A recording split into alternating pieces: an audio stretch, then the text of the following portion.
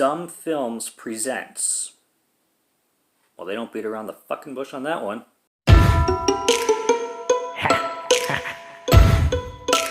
Here we go!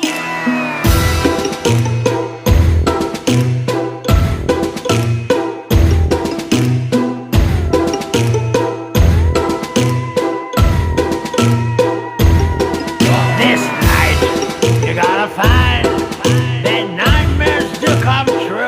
We will find you. Trick or treat. This night, you're gonna find that. What's up, guys? Welcome to 31 Days of Horror. This is day 5. I am Morgan Film Fan. Let's jump into some scares. Body Melt was released in 1993. This release itself was released by Vinegar Syndrome, and this film is an Ozploitation film, which means Australian exploitation, directed by Philip Brophy. Now, this film is bonkers, okay? If you know Vinegar Syndrome, you already know that their films are bonkers. Usually, they are famous for two things. They are famous for, they say, polishing turds, which, what that means is they take extremely obscure films that either have been lost or haven't really had much of releases whatsoever, and then they polish the hell out of them, making them 4K and amazing looking, that really, you know, the last time they would have been released would have been on like VHS, if you could find the damn thing. And they take these films and they revamp them to crazy levels and then release them for quite a bit of money. That, and they release a lot of porn as well. So they're a porn company, and they're an obscure film company. So this is Body Melt from Vinegar Syndrome, produced in Australia, released in 1993, and this film's bonkers, man. This film is bonkers. This film was mostly a head scratcher from start to finish. It's got, I mean, really disgusting, really sick, slimy, gooey deaths in it. Lots of puking, lots of body horror-ish, all involving slime, and yeah, oh boy. So there's this vitamin selling company called Vimuville, and they produce vitamins and health products, basically.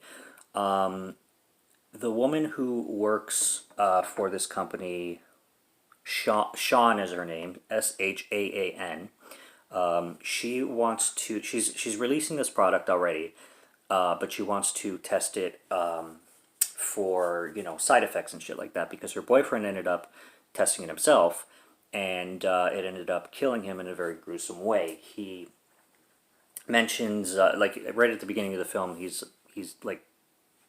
getting sick, and he's getting all like, obviously this vitamin is having quite an effect on his body. So he drives to this gas station. He starts chugging detergent and soap. I'm not kidding, and I don't know why, they don't explain it, but he needs soap because for some reason he thinks it's gonna heal him, like his throat and shit.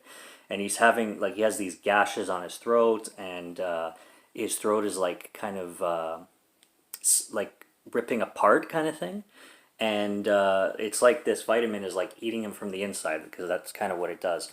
And he mentions that because he's testing himself, so he has this voice recorder, and he's saying his symptoms into the voice recorder, and he's like, stage 1 is hallucinogens, stage 2 is glandular effects, which like is the throat, and then he's like, and the third stage is it's all he gets out.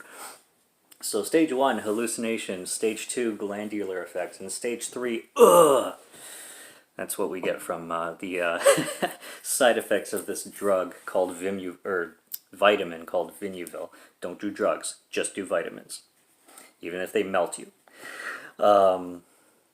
So yeah, this woman wants to test this vitamin, clearly illegally and without people knowing, on random hosts, on random test subjects, and she works with this doctor who's corrupt himself. His name is Dr. Carrera, And he has this patient named Cheryl, who is a pregnant woman, and he's testing this drug on her without her knowing.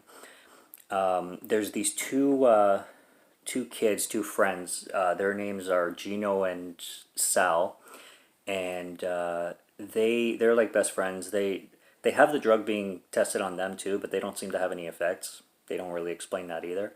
And then there's this random plot. Like I said, this film just it's apeshit bananas because it goes in so many directions, and there's so many subplots going on where they don't even conclude themselves. But these two guys end up in this kind of house slash restaurant slash pit stop kind of thing, where these redder than redneck hillbillies live. I mean, the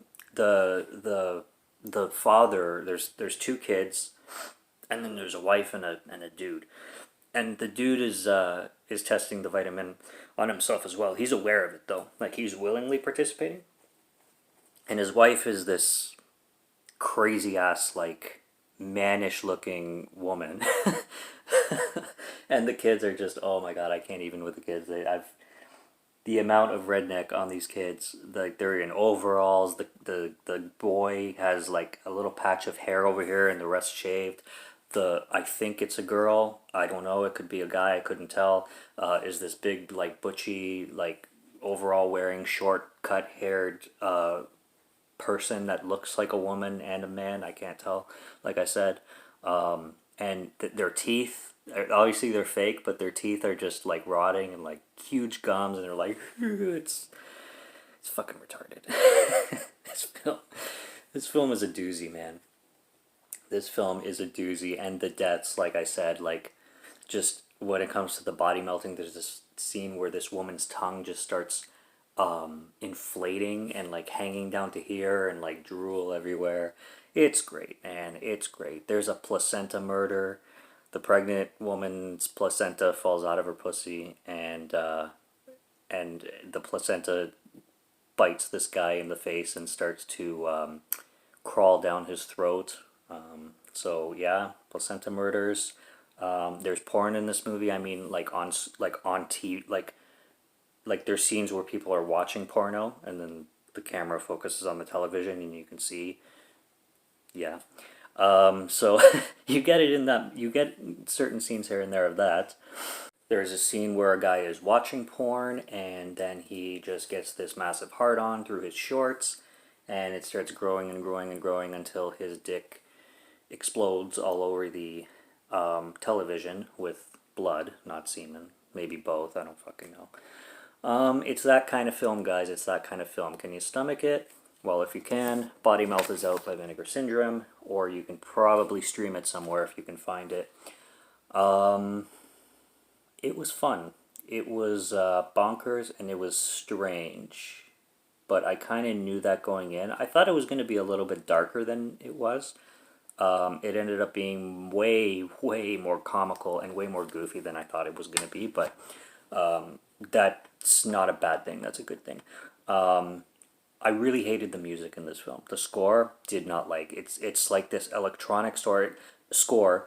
The opening of the film starts with like this drum and bass style, very like drummy electronic, like fast-paced electronic song that was super annoying, and then everything else is just there's some 8-bit kind of electronic music to it, but also just like very fast-paced, very 90s, I would say, electronic music, and it was just all kind of aggravating. I really didn't like any of the music in here. It fit, but it was just, I don't know, it wasn't my thing. The score could have been changed, but the film itself, it's a lot of fun. It does take a little bit of time to get to the good stuff, meaning the kills, but when it gets there, yeah, it goes balls to the wall. And it's a funny movie, especially one to like drink to, or puff a little if that's your thing, and just kick back and watch some zany ass show. Yeah, Yeah, it's that kind of film. So it's really disgusting. If you like your trauma stuff, if you like your you know, over the top, gory, slimy murder, kills, and deaths, it delivers. It delivers, and it's fun. I'm gonna give this one a 50 out of 100. Why out of 100? Because I hate decimals. That's why. Until next time, this has been a lot of fun. I'm having a blast with these reviews so far. And I will see you guys tomorrow. Subscribe to Morgan Film Fan if you haven't already. Cheers. Till next time.